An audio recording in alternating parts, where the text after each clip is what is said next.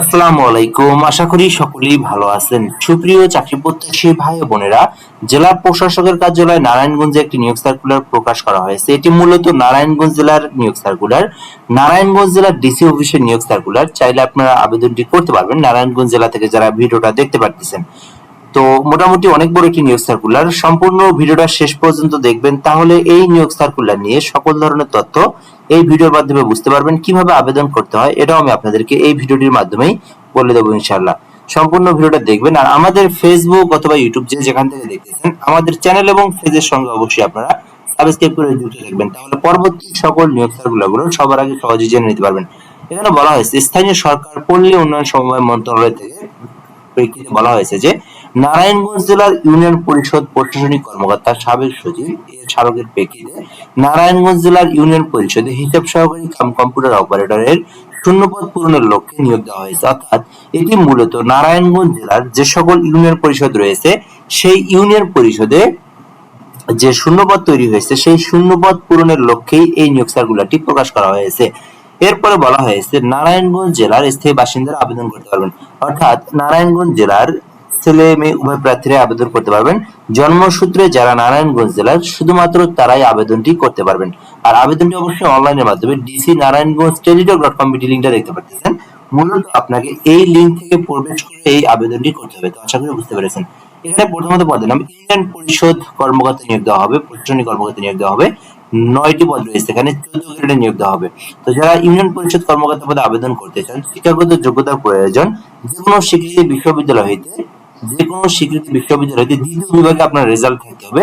Minimum আপনাকে honours pass অথবা degree pass থাকতে হবে। অর্থাৎ আপনি যদি অনার্স পাস অথবা ডিগ্রি পাস করে থাকেন এবং কম্পিউটার চালাতে পারেন, তাহলে আপনি ইউনিয়ন পরিষদ কর্মকর্তা পদে আবেদন করতে পারবেন, যেখানে শুধুমাত্র নারায়ণগঞ্জ জেলার স্থায়ী বাসিন্দারাই আবেদন করতে পারবে। দ্বিতীয় পদের নাম হিসাব সহকারী কাম কম্পিউটার অপারেটর। 39টি পদ রয়েছে, এখানে 16 গ্রেডে। তো এটা কিন্তু মোটামুটি অনেক বড় একটি পদের সংখ্যা, যেখানে 39টি পদ রয়েছে। মোটামুটি কিন্তু অনেক বড় একটি পদের সংখ্যা বলা চলে, যেহেতু নিজের জেলার চাকরি নিজ জেলাতেই সার্কুলারটি প্রকাশ করা হয়েছে, সেই ক্ষেত্রে 39টি পদ অনেক বড়। তো আপনারা যারা আবেদন করতে চান, শিক্ষাগত যোগ্যতা চাওয়া হয়েছে উচ্চ মাধ্যমিক সার্টিফিকেট অর্থাৎ এইচএসসি পাস। শুধুমাত্র এইচএসসি পাস করে আপনারা হিসাব সহকারী কাম কম্পিউটার অপারেটর পোস্টটিতে আবেদন করতে পারবেন। তো আপনার যে শিক্ষাগত যোগ্যতা সে অনুযায়ী আপনি যে পোস্টটিতে আবেদন করতে পারবেন। যদি এইচএসসি পাস থাকে এটাতে আবেদন করবেন, আর যদি আপনি অনার্স ডিগ্রি পাস থাকেন উপরেরটাতে আবেদন করতে পারবেন। আবেদন করতে অবশ্যই আপনাকে বাংলাদেশী নাগরিক হতে হবে এবং নারায়ণগঞ্জ জেলার স্থায়ী বাসিন্দা হতে হবে। আর বয়সটা অবশ্যই 18 থেকে 32 এর মধ্যে থাকতে হবে, তাহলেই আপনি আবেদনটি করতে পারবেন। পরবর্তী স্টেপে চলে আসবো। পরবর্তী বিষয়গুলো এখানে দেওয়া রয়েছে। আবেদন করতে ডিসি নারায়ণগঞ্জ টেলিটক.com এই যে লিংকটা দেখতে পাচ্ছেন, মূলত এই লিংক থেকে প্রবেশ করে আপনাকে এই আবেদনটি করতে হবে।